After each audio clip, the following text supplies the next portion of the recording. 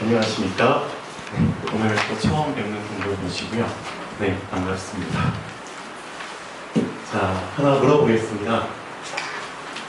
오늘 여기 앉아 계신 분들 중에 나는 얼떨결에 앉아있다 라고 생각하시는 분이 계시나요? 얼떨결. 어떻겠습니까? 얼떨결. 자, 그냥 어쩌다 보니까 앉아있네. 자, 어쩌다 보니.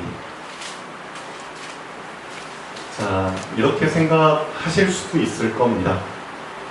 그런데, 자, 조금 관점을 바꿔서 한번 보겠습니다.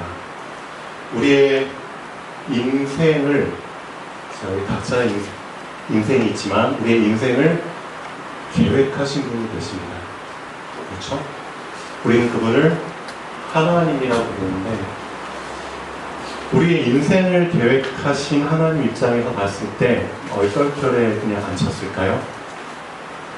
그냥 어쩌다 보니 그냥 앉혔을까요? 그게 아니라는 거죠. 여기 계신 한 명 한 명이 앉아있는 거는 다 하나님의 계획 속에서 앉아있는 것이다. 어떤 계획? 치밀한 계획. 엄청나게 세밀한 계획. 대충 계획하셔서 대충 앉혀드린 게 아니라 엄청난 인생의 치밀함과 세밀함 속에서 하나님께서 이 자리에 여러분들을 앉혀주신 거라고 생각을 합니다. 맞나요? 네. 자, 근데 중요한 거는 우리는 그 사실을 잘 모른다는 겁니다. 왜 모르냐? 눈이 안 열렸기 때문이죠. 무엇을 볼 수 있는 눈? 나의 인생을 보는 눈. 그렇죠? 그냥 인생을 대충대충 살아온 사람들, 그냥 인생을 그냥 목적 없이 살아온 사람들, 의미를 붙잡지 않고 살아온 사람들은 사실 자신의 인생이 보이지가 않겠죠. 그렇지만 정말 하나님을 만나고 나의 인생을 계획하신 그 하나님을 딱 만나고 하나님과의 소통, 그렇죠? 소통이 딱 하나님과의 그 파이프가 채널이 딱 열린 사람에게는 하나님께서 그 사람에게 어떤 축복을 주시느냐? 새로운 눈을 주십니다. 우리가 갖고 있는 이 두 눈깔이 아니고요. 이 두 눈은 육신적인 세상적인 것을 보는 눈이지만 하나님과 연결돼서 하나님과 소통이 되어지는 그 사람에게는 하나님이 새로운 눈을 선물로 주십니다. 엄청난 눈인데요. 그 눈을 바로 영안이라고 합니다. 영안. 영적인 것을 볼 수 있는 눈. 그리고 우리가 세상 속에 살고 있지만 이 세상 속에서 영적인 것을 볼 수 있는 눈. 영적인 해석을 할 수 있는 눈. 그 눈을 열어주십니다. 멋있죠? 네. 그래서 그 눈이 열린 사람에게는 자, 아하, 내가 얼떨결에 여기 앉아있는 게 아니구나. 내가 어쩌다 보니까 여기 앉아있는 게 아니구나. 하나님께서 나의 인생을 계획하셔서 쭉쭉쭉쭉쭉쭉 많은 과정과 인도함 속에서 살아오다가 이 자리에 앉히신 거구나. 네, 그런 딱 결론이 나오게 됩니다. 참 멋있죠. 네. 그래서 신앙생활이라는 게 어려운 게 아닙니다. 진짜 신앙생활이라는 거는 진짜 멋있는 건데요.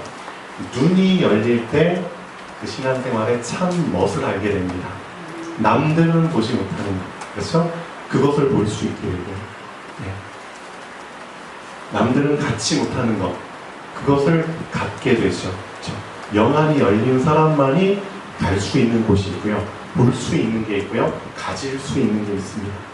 그걸 정말 내가 맛보게 될 때, 즉 경험하게 될 때, 그때 비로소 신앙생활이 이렇게 멋있는 거였구나 라는 걸 알게 됩니다. 자, 인생을 우리는 길로 많이 비유하죠. 길. 자, 여러분들 이제 강릉시에도 참 길들이 참 많아요. 그래서 얼마 전에 이제 도로법이나 그런 게 개정이 돼가지고 길들 이름이 다 바뀌었잖아요. 그냥 몇 다시 몇 번지 뭐 그런 주소하고 뭐 그런 길들이 있었는데 이제 새로 이름이 다 바뀌었습니다. 자, 우리가 어렸을 때, 저는 이제 이런 기억이 나는데, 친구들하고 이제 장난감을 갖고 막 놀잖아요. 친구들하고 장난감 갖고 놀면은, 이런 장난을 좀 했던 것 같아요. 자, 이제, 이런 흙 위에다가 이제 길을 만들죠. 길을 여러 개를 만들어요. 그래서, 이 길은 무슨 길이야? 나름대로 그 길에다가 이름을 붙이죠. 이 길은 자기 이름을 붙인 길. 그러면은 이 길은 나만 갈 수 있어. 이 길은 남자만 가는 남자의 길이야. 여자의 길이야. 왕의 길이야. 공주의 길이야. 그런 것처럼 여러 가지 이름을 붙여서 이제 장난감을 이 길 위에다가 막 놓고 막 왔다 갔다 하는 그런 놀이를 했던 기억이 나요. 근데 이게 참 아이들 장난이지만 의미가 있겠구나라는 생각을 해봅니다. 우리 인생도 각자의 길을 지금 가고 있는데 한번 잘 점검을 해봤으면 좋겠습니다. 나는 지금 어떤 길 위에서 가고 있지? 내가 가는 길의 이름은 뭐지? 만약에 내가 가는 길의 이름이 별 볼 일 없는 길이라면,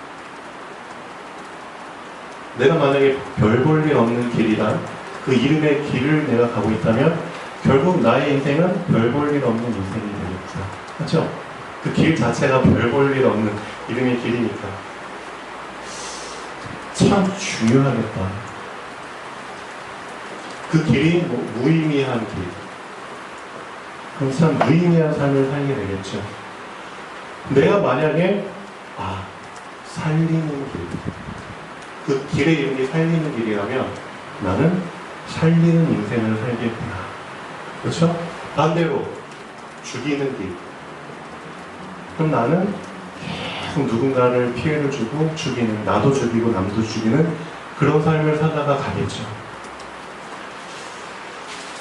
그 신앙생활 하다 보면은 두 가지가 항상 싸웁니다. 두 가지가. 여러분들도 아마 좀 정리가 안 되시는 부분들이 있을 텐데요. 가만히 있어라. 가만히 있어라.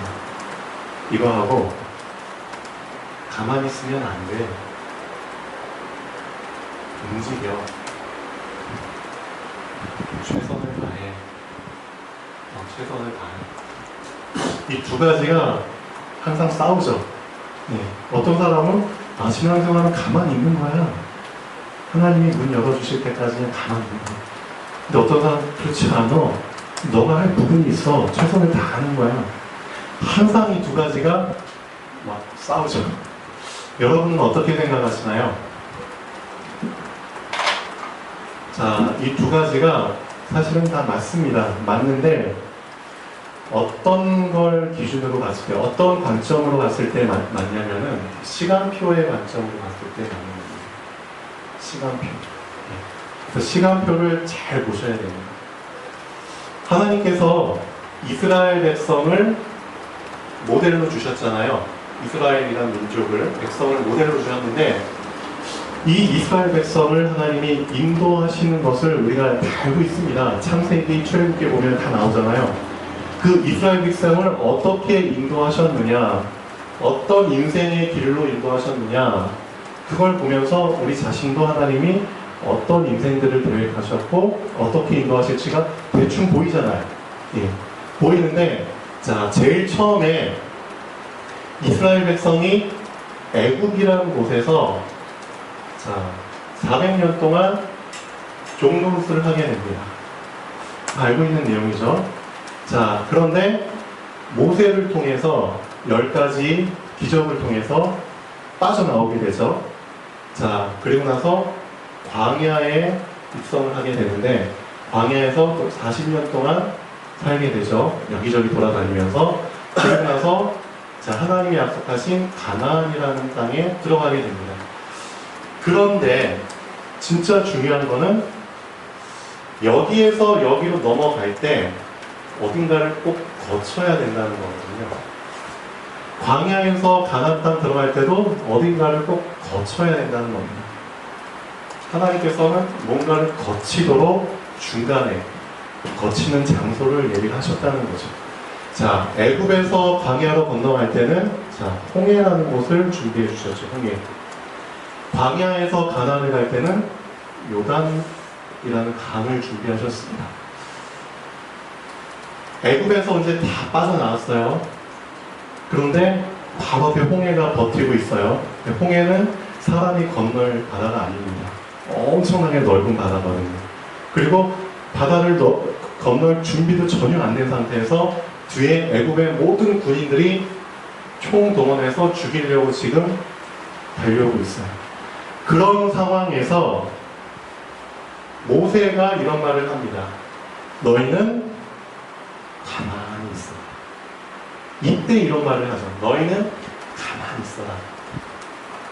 여호와께서 너희를 위해서 행하시는 구원을 가만히 봐라. 이런 말을 합니다. 왜 모세가 이스라엘 백성한테 이 홍해 앞에서 이 말을 했을까요? 거기에 대해서 좀 생각해 보셨나요? 이 말 말고는 할 말이 없을 것 같아요. 왜냐? 지금 현재 이스라엘 백성은 그렇죠? 영적으로 아무런 준비가 안 되어 있는 상태입니다. 맞죠? 영적으로 봤을 때 완전 거지 상태예요. 구원은 받았어요. 맞죠? 애굽에서 이제 빠져나왔죠. 6월절 어린 양의 피를 발라가지고 영적으로 볼 때 구원은 받았어요. 구원은 받았지만, 구원이라는 그릇은 받았지만 그 그릇 안에 아무것도 들어있지 않은 영적 거지 상태예요. 전혀 준비가 안 된 상태예요. 그런 사람들한테 하나님께서 뭘 요구를 하실 수가 없죠. 완전 빈털터리 상태인데. 그럼 그때는 그냥 보여주실 수밖에 없는 겁니다. 영적인 시간표가 그렇다는 거죠. 그래서 가만히 있어라. 내가 보여주겠다. 그래서 하나님 모세를 통해서 홍해를 갈라주시죠. 이때는 그냥 하나님이 다 먹여 살리는, 입에 그냥 다 떠먹여주는 그런 시간표겠죠. 그럴 수밖에 없습니다. 네. 그런데 자, 이제는 광야에 들어가서 40년을 지내게 된다는 거죠. 자, 어떻게 보면 이 40년이라는 시간은 사실상 자, 버릴 건 버리고 버릴 것이 참 많잖아요. 내 것들, 내 마음대로 했던 것들, 내 기준들 버릴 건 버리고 그 다음에 받을 것은 받을 준비를 하는 그런 시간표죠. 그러니까 나를 좀 뭔가 바꾸는, 나를 바꿔야 되는 그런 시간표라는 겁니다. 쉽게 말하면 방황할 때 그런 걸 많이 하잖아요. 사람들이 이제 방황을 하는데 방황을 통해서, 방황이 꼭 나쁜 의미는 아닌 것 같습니다. 맞죠? 방황을 통해서 뭔가를 알게 되잖아요. 아, 내가 버릴 것들도 생각하게 되고 내가 붙잡아야 될 것도 생각하게 되고, 어떻게 보면 이 광야 40년을 통해서 하나님께서는 이 방황이라는 걸 통해서 어떤 준비를 시켜주시느냐 이거죠. 곧 가나안 땅에 들어가게 된다. 가나안 땅에 들어가게 된다. 들어가기 전에 너가 버릴 게 있다. 그렇죠? 너가 준비할 게 있다. 그렇죠? 너가 받을 게 있다. 그것을 물갈이하는 시간표입니다. 그리고 나서 하나님께서 자, 요단강 앞에 딱 세워주시죠. 처음에는 홍해 앞에 세워주시더니 이제는 요단강 앞에 세워주십니다. 그리고 나서 똑같이 건너는 건 맞아요. 여기도 건너야 되고 여기도 건너야 되는데 이때는 하나님이 뭔가를 주문을 하셨다는 겁니다. 요구를 하셨다는 겁니다. 뭘 요구했느냐? 가만히 있지 말고 뭘 해라? 발을 담궈라. 발을 담궈라. 발을 담궈라. 도대체 발을 담근다는 게 어떤 의미가 있을까요? 나의 시간표에 있어서 이때는 가만히 있으라고 했는데 지금은 가만히 있으면 안 돼. 너 발 담궈야 돼. 그렇게 요구를 하십니다. 발을 담궈서 건너라는 건가요? 너가 물을 직접 다 헤쳐서 너가 건너가라는 뜻인가요? 그런 의미로 하나님이 발을 담그라고 하셨을까요? 아니죠. 어떤 의미로 담그라고 하셨을까요? 여기에서 또 사람들이 많이 헷갈립니다. 최선을 다하라고 하는데 어느 정도까지 최선을 다해야 된다는 얘기냐? 가만히 있지 말라고 했는데 그럼 어느 정도까지 선에서 내가 가만히 있지 말아야 되느냐?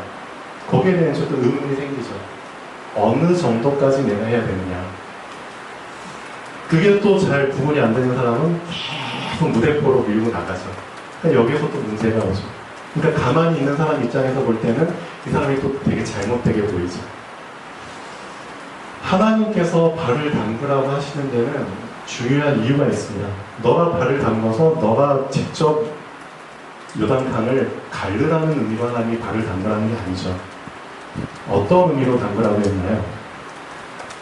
너의 갈 길을, 그렇죠? 너의 갈 길을 확정해라. 확실히 정해라. 그런 의미로 사실을 담그라고 한 겁니다. 내가 발을 담궜다는 것은 앞으로 가겠다는 뜻이잖아요. 맞죠? 너의 방향을 정하라는 겁니다. 분명히 광야는 40년 동안 헤매는 시간표. 여기에서 요단 쪽으로 갈 수도 있고요. 빠꾸해가지고 애국으로 갈 수도 있거든요. 맞죠? 광야에서는 어디를 향해서 가든 상관없는 곳입니다. 그런데 이제는 너의 방향을 정해라. 그 방향을 정한 곳에 발을 담궈라. 그런 의미죠. 너의 마음을 확실히 정해라. 하나님께서는 우리에게 중요한 응답을 주시기 전에 항상 확인하시는 게 있습니다. 너의 마음이 확정이 됐느냐? 아직 안 됐느냐? 사실 그거 하나 보십니다. 확실히 정해지잖아요? 그럼 너는 거기까지만 하면 돼, 사실은. 아, 하나님, 제가 뜻을 정했습니다. 제가 방향을 정했습니다. 저는 이 길로 가겠습니다. 그것을 보여주는 발걸음이죠. 그 발을 딱 담그기만 하잖아요? 그럼 사실상 요단도 하나님이 가르신 거거든요. 맞죠? 내가 발을 담궈서 내가 가는 게 아닙니다.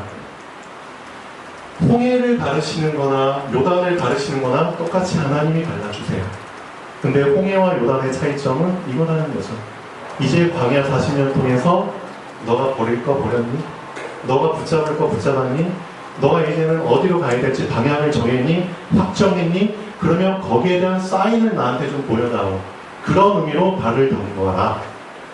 그 발을 담궜을 때 내가 너의 갈 길에 대한 길을 보여주겠다. 열어주겠다. 시편 57편 7절 한번 보시죠. 이 부분은 참 우리에게 있어서 중요합니다. 시편 57편 7절. 하나님이 정말 중요하게 생각하는 부분입니다. 내 자신과 한번 좀 비교해서 생각해 보시면 좋을 것 같습니다. 시편 57편 7절.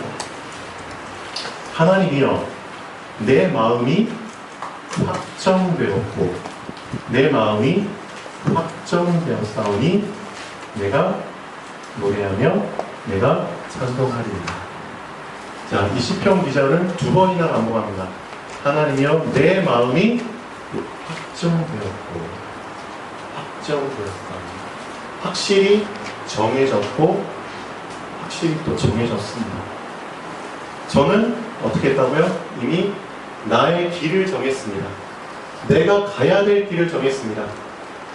이 길을 정할 때 사실상 가만히 있으면 안 되죠. 내가 가만히 있으면 하나님이 내 길을 바꿔주시겠지. 내가 좀 어디로 옮겨 다니게 해주시겠지. 그게 아니라는 거죠. 분명히 길을 갈아탈 때는 뭘 해야 되느냐? 확정해야 된다는 겁니다. 길을 갈아탈 때는 가만히 있으면 안 되는 겁니다. 그렇죠? 내가 그 길을 향해서 발을 내디뎌야 되는 겁니다. 그리고 그 길 위에 올라탔을 때 하나님께서 그 길을 열어주시는 거죠. 그 부분을 잘 구분을 하셔야 됩니다. 항상 가만히 있어도 아닙니다. 항상 가만히 있으면 안 된다? 아닙니다. 시간표에 따라서 해석을 하셔야 됩니다. 내가 가만히 있어야 될 시간표와 내가 하나님께 보여드려야 될 시간표, 내가 나의 삶에 있어서 나의 길을 그냥 별 볼 일 없는 길을 가고 있다가 아, 이래서는 안 되겠다. 내 인생 별 볼 일 없이 살려면 별 볼 일 없이 끝나겠구나. 그럼 위기의식이 느껴질 때가 있잖아요. 하나님의 은혜입니다. 그렇죠? 아, 이제 내 남은 인생 몇 년 못 산다 할지라도 살리는 길, 그렇죠? 내가 살고 남을 살리는 길을 내가 가야겠다. 그럼 여기로 갈아타야겠다. 어떻게 해야 되느냐?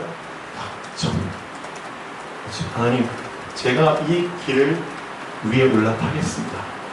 그럼 액션을 취하라는 거죠. 하나님께서 원하시는 건 이겁니다. 우리한테 보고 싶어 하시는 건 이거죠. 다니엘이 뭘 잘했느냐? 뜻을 정하여, 그렇죠? 즉 확정하여 그 길 위에 올라탄 겁니다. 하나님이 그 다니엘을 어떻게 인도하셨는지 우리가 지금 계속 배우고 있죠. 아주 멋있는 살리는 길로 계속 그 뜻한 대로로 인도하고 계시잖아요. 오늘 본문을 보면은 이런 부분이 나오죠. 하나님이 일부러 영적인 문제를 주십니다. 영적인 문제. 누구한테? 느부갓네살 왕한테. 영적인 문제는, 그렇죠? 이 영적인 흐름을 타는 자, 하나님과 수직적으로 연결된 자만이 풀 수 있는 건데, 그렇죠? 이 영적인 문제를 느부갓네살 왕한테 딱 주십니다. 꿈을 주시죠. 되게 고민을 해요. 근데 아무도 못 풀어요. 그 당시에 전국에 있는 모든 박사와 술객과 술사들, 그렇죠? 다 불러 모읍니다. 근데 아무도 얘기를 못하죠. 내가 어떤 꿈을 꿨는지 얘기해봐. 못 맞추죠. 그리고 이 사람들이 고백을 하잖아요. 그렇죠? 육체와 함께하지 않는 신들 외에는 아무도 이거 얘기할 수 없습니다. 그러니까 이건 신의 영역입니다. 우리 육신을 입은 사람들은 절대 해결 못합니다. 그때 느부갓네살 왕이 엄청 비통하고 참담해가지고 다 죽이라고 명하죠. 지금 그런 실제 상황 속에서 다 죽게 됐잖아요. 다 죽게 됐는데 다니엘은 어떤 길을 가고 있었느냐? 살리는 길. 그렇죠? 자신만 살 뿐 아니라 모든 사람을 살릴 수 있는 그 준비를 착실히 하고 있었죠. 언제부터? 뜻을 정하여. 하나님께서 그 뜻을 정한 다니엘에게 이 세상 모든 지혜와 지식, 그걸 능가하는 걸 다 주셨잖아요. 그리고 오직 다니엘한테만 유일하게 모든 계시와 환상을 해석할 수 있는 영적인 지혜, 영적인 눈도 열어주십니다. 진짜 다니엘한테는 이게 어려운 게 전혀 아니죠. 모든 사람에게는 불가능한 문제였지만 다니엘한테는 그 흐름 속에 있는 다니엘한테는 당연한 거죠. 그렇죠? 흐름 속에서 일어나는 문제이기 때문에 그 흐름 속에서 당연히 해결을 할 수 있는 문제입니다. 근데 이 흐름을 타지 못하고 흐름 밖에 있는 사람은 절대 해결할 수 없는 문제죠. 그래서 영적인 흐름, 말씀의 흐름, 그 흐름을 타는 게 진짜 중요합니다. 길을 갈아타야 됩니다. 하나님, 저 진짜 길 갈아타고 싶습니다. 지금이라도 늦지 않았습니다. 하나님, 제가 이 흐름 속에 들어오길 원합니다. 어떤 흐름? 다니엘처럼 뜻을 정해서 진짜 살리는 흐름, 그렇죠? 나도 살리고 남도 살리는 복음의 흐름, 전도의 흐름, 그렇죠? 그 흐름 속에 들어오기를 원합니다. 여기 앉아 계신 분들은 다 그 흐름 속에 들어온 분들로 믿습니다. 네. 자, 본론 잠깐 보시죠. 이제 그때 왕의 근위대장 아리옥이 바벨론 지혜사들을 죽이러 나가매. 자, 왕의 명령이 이미 내렸기 때문에 절대 그 왕의 명령을 누구도 지체할 수도 없고요, 거역할 수도 없습니다. 근데 다니엘이 아리옥을 딱 붙잡죠. 근위대장. 근데 말 한 번 잘못하면 다니엘은 그 자리에서 죽을 수밖에 없어요. 왜냐하면 왕의 명령 자체를 지체하는 거기 때문에. 그래서 성경에 기록이 되죠. 지혜롭고 슬기로운 말로. 그렇죠? 먼저 아리옥을 설득을 해야 되잖아요. 다니엘이 왕 이전에. 아리옥이 그만한 그 이유를 들어야 되잖아요. 명철하고 슬기로운 말로 아리옥에게 물어 이르되 왕의 명령이 어찌 그리 급하냐. 이것만 얘기한 건 아니겠죠. 진짜 아리옥이 납득할 만한 지혜롭고 슬기로운 말들을 했겠죠. 자, 그래서 아리옥이 그 일을 다니엘에게 알림해. 왕궁에서 이러이러한 일이 있었다. 그래서 나는 모든 지혜자들 포함해서 다 잡아 죽이려고 지금 나가고 있는 참이다. 절묘하게 다니엘을 만났죠. 그래서 다니엘을 데리고 아마 아력이 들어갔겠죠? 왕한테는 아무나 들어갈 수 있는 게 아니잖아요. 왕이 허락한 사람을 딱 만나는. 그렇죠? 그래서 아력이 다니엘을 아마 데리고 들어갔을 것 같습니다. 다니엘이 들어가서 왕께 구하기를 시간을 주시면 왕에게 그 해석을 알려드리리이다. 어땠을 것 같습니까? 그때 분위기 속에서 다니엘이 진짜 당차게 딱 들어가서 왕에게 어떻게 딜을 한 거잖아요. 딜. 거래를 한 겁니다. 왕이시여, 하루만 저에게 시간을 주세요. 하루만. 자, 엄청난 딜을 한 거죠. 그러면 이런 생각을 할 수 있겠죠. 다니엘이 하루 더 연장하려고 이런 딜을 했을까? 아니라는 거죠. 이미 다니엘은 제가 봤을 때 뜻을 정해서, 그렇죠? 왕의 그 포도주와 진미를 마시지 않겠다. 또한 그때부터 이미 하나님이 준비하신 그 길, 다니엘만을 위한 그 길의 흐름 속에 들어온 겁니다. 이 흐름을 타는 사람은 사실 알거든요. 여러분들도 아마 아실 겁니다. 이 흐름을 타다 보면은 이 흐름 안에서 어떠한 일들이 일어날 것이다. 이미 다 예측 가능합니다. 쭉 보면 뭐 탁이다 뭐 그런 것처럼. 그리고 이런 일들이 일어나면 이 안에는 분명히 하나님의 그 흐름 안에서 어떤 계획들이 다 숨겨져 있다. 이미 다 사인을 대충 알게 됩니다. 그렇죠. 그런데 분명히 왕이 영적인 꿈을 꿨어요. 다니엘도 알고 있을 겁니다. 이런 영적인 꿈에 대한 해석은 자기 말고는 아무도 못한다는 것도, 왜냐? 하나님이 허락한 자에게만 해석을 주시니까 이미 다 알고 있을 겁니다. 그래서 다니엘은 아마도 잘은 모르지만 이 흐름 안에서 당연성을 붙잡고, 그렇죠? 당연성을 붙잡고 그 인도를 받았기 때문에 아마도 왕 앞에 가서 왕이시여 저희 하루만 주세요. 제가 왕의 꿈을 해석해 드리겠습니다. 라고 할 때 엄청난 당연성과 자신감을 가지고 얘기하지 않았을까 싶습니다.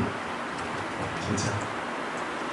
흐름을 타는 자만이 말할 수 있는 부분입니다. 우리도 마찬가지죠. 그 흐름을 탄다면 이렇게 얘기할 수 있겠죠. 그리고 나서 다니엘이 자기 집으로 돌아가서 이번 보시면 그 세 친구 하나냐와 미사엘과 아사라에게 그 일을 알리고, 자, 또 하나님께 기도를 하죠. 하늘에 계신 하나님이 이 은밀한 일에 대하여 불쌍히 여기사 다니엘과 친구들이 바벨론의 다른 지혜자들과 함께 죽임을 당하지 않게 하시기를 그들로 하여금 구하게 하니라. 그래서 중요한 게 나옵니다. 자, 어떤 기도를 하냐면 다른 지혜자들과 함께 죽임을 당하지 않기를. 다른 길을 가고 있는 사람과 이 길을 가고 있는 사람은 절대 함께 죽어서는 안 된다는 걸 다니엘은 알고 있습니다. 왜냐? 길 자체가 다르기 때문에, 삶 자체가 다르기 때문에, 그렇죠? 목적 자체가 다르기 때문에 하나님께서는 절대 이 다른 길을 가고 있는 사람과 이 길을 가고 있는 사람을 함께 싸잡아서 죽이진 않으실 것이다. 당연한 거죠. 그렇죠? 그래서 길이 중요합니다. 그렇지. 정말 정확한 기도를 사실 다니엘이 하나님께 한 겁니다. 대충 기도한 게 아니라 하나님이 납득하실 수밖에 없는 그 기도 제목을 붙잡고 한 겁니다. 하나님, 저는 뜻을 정해서 하나님이 원하시는 그 흐름 속에서 지금 그 길을 가고 있잖아요. 저하고 사드락, 메삭, 아벳노고 이 세 친구는 이 길을 가고 있잖아요. 그렇다면 이 길의 흐름 속에서 죽어야 되는데 지금 다른 길을 가는 사람들과 싸잡아서 다 같이 죽는다는 건 말이 안 되지 않습니까? 그렇죠? 하나님이 납득하실 수밖에 없는 기도 제목을 붙잡은 겁니다. 그래서 길이 참 중요합니다. 내가 어떤 길을 가느냐, 그 부분을 한번 잘 확인해 보시고요. 그 길의 방향, 그렇죠? 그 길을 갈 때 주어진 응답과 말씀 성취를 붙잡고 하나님께 당연히 기도할 수 있는 겁니다. 하나님 당연히 응답을 주시겠죠. 그 길에 대한 응답을 주시는 겁니다. 안 주실 수가 없죠. 이 목적으로 주신 겁니다. 자, 다니엘이 말하여 이르되 하나님을 찬양하죠. 네, 다니엘이 하나님을 찬양할 때 찬양 내용 핵심은 그겁니다. 하나님은 자, 에레미야서 33장 1절에서 3절까지의 내용, 그걸 붙잡고 하나님을 찬양하죠. 어떤 하나님이라고 말하죠? 이를 그렇죠? 이를 계획하고 그 일을 지어서 그 일을 성취하는 여호와. 다니엘의 고백의 핵심입니다. 하나님은 결정권자이십니다. 그 다음에 계획을 하시는 분입니다. 그 계획대로 일을 결정하시는 분입니다. 그렇죠? 왕을 세우기도 하시고 피하기도 합니다. 계절을 바꾸기도 하신다. 우리 그냥 계절이 바뀌면 바뀌나 보다. 뭐 대통령이 또 선출되면 선출되나 보다 하겠지만 그 영적인 이면 속에는 모든 결정권자 되신 하나님께서 다 일을 벌리시고 진행시켜 나가시는 겁니다. 그 고백을 다니엘이 하는 겁니다. 모든 일을 계획하시고 그 모든 일의 결정권자 되신 하나님을 찬양합니다. 그 하나님이 지금 상황도 예외 없이 계획하시고 결정하셨습니다. 그 고백입니다. 멋있죠? 네. 그리고 나서 자, 다니엘은 왕이 바벨론 지혜자들을 죽이라 명령한 다리오에게로 가서 이제 가죠. 그에게 이르되 바벨론 지혜자들을 죽이지 말고 나를 왕의 앞으로 인도하라. 그리하면 내가 그 해석을 왕께 알려드립니다. 멋있죠. 아마 이런 사람도 있을 겁니다. 그때 그 초창기 때 자기가 뜻을 정해서 이제 왕의 음식을 안 먹으려고 했을 때 옆에 있던 동기들과 사람들이 자기를 많이 오함하거나 미워하거나 오해하거나 왕따시키거나 한 친구들도 있었겠죠. 그때 다니엘이 좋은 기회다. 오케이, 나하고 내 세 친구만 살아남고 왕한테 이런 부탁을 드리자. 저 사람들 싸그리 다 죽여버리십시오. 그런 부탁을 해도 왕은 아마 들어줬을 겁니다. 맞죠? 왕의 그 고민, 그걸 해결해 줬기 때문에. 근데 다니엘은 그게 아니죠. 자, 어떤 길? 살리는 길. 멋있죠? 진짜. 그게 진짜 큰 그릇입니다. 아마도 여기 있는 분들이 현장에 가서 많이 캠프도 하고 현장 사역도 하시지만 처음에는 많이 욕하고 그렇죠? 땡깡 부리고 그렇죠? 많이 방해도 하고 했잖아요. 근데 나중에 이제 하나님이 분명히 여러분의 길, 그 길에 대한 응답을 풍성하게 주실 텐데 그때 그 사람들이 다 알게 되겠죠. 그럼 그때 여러분들은 어떻게 그분들한테 반응을 하실 겁니까? 다니엘처럼 멋있게 다 포용하고 같이 이 길 위에 올라올 수 있도록, 그래서 다시 살리는 길을 갈 수 있도록 또 배려하는 마음으로 이렇게 수용하면 좋겠죠. 예. 결론 말씀드립니다. 말씀을 사모하는 자에게 말씀의 응답은 시작됩니다. 하나님은 말씀의 응답을 주시기 이전에 응답 분명히 주시는데 그 이전에 말씀을 사모하는 자를 원하십니다. 이게 중요합니다. 아까 우리 랩런트가 오전 예배 때 기도를 잠깐 했는데 민성이 랩런트가 기도를 했는데 하나님 예배 시간에 집중하게 해주세요. 집중하게 해주세요. 맞습니다. 모범생들이 왜 모범생이냐면은 수업 시간에 집중해서 모범생인 겁니다. 우리가 비록 지금 학교를 다 졸업해서 다시 학교를 들어갈 수는 없잖아요. 근데 지금부터 뭐가 가능하느냐? 영적인 모범생은 될 수 있습니다. 영적인 모범생. 영적인 모범생은 누가 모범생이냐? 하나님의 말씀에 집중하십시오. 하나님의 말씀을 진짜 사모하십시오. 사모하는 사람은 집중할 수밖에 없습니다. 하나님은 응답 주시기 이전에 먼저 그걸 원하십니다. 정말 얘가 나를 사모하는구나.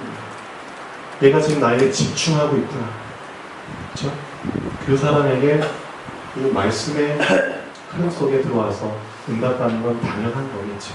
그래서 한 주일 동안에 하나님께 집중할 수 있고 하나님을 사모할 수 있는 그런 시간들이 계기가 모델이 생겨났으면 좋겠습니다. 네. 말씀의 흐름 속에 들어온 사람은 성령의 인도가 무엇인지 아는 사람입니다. 맞죠? 흐름 자체가 인도기 때문이죠. 물도 길이 있잖아요. 그 물길을 따라서 가면은 편안하게 배가 그냥 흘러갑니다. 그런 것처럼 말씀의 흐름 속에 들어오면은 그 말씀이 나를 인도해 가는 게 느껴집니다. 그 말씀이 성취되는 쪽으로 나를 끌고 가거든요. 그거 한번 경험해 보세요. 진짜 멋있습니다. 그냥 그 말씀이 나를 이끌어 가는구나. 그게 진짜 성령의 인도하심입니다. 자, 기도하겠습니다. 살아계신 하나님 아버지 정말 감사드립니다. 말씀의 흐름 속에서 다니엘이 확신 있게 얘기를 했던 것처럼 하나님께서는 그 다니엘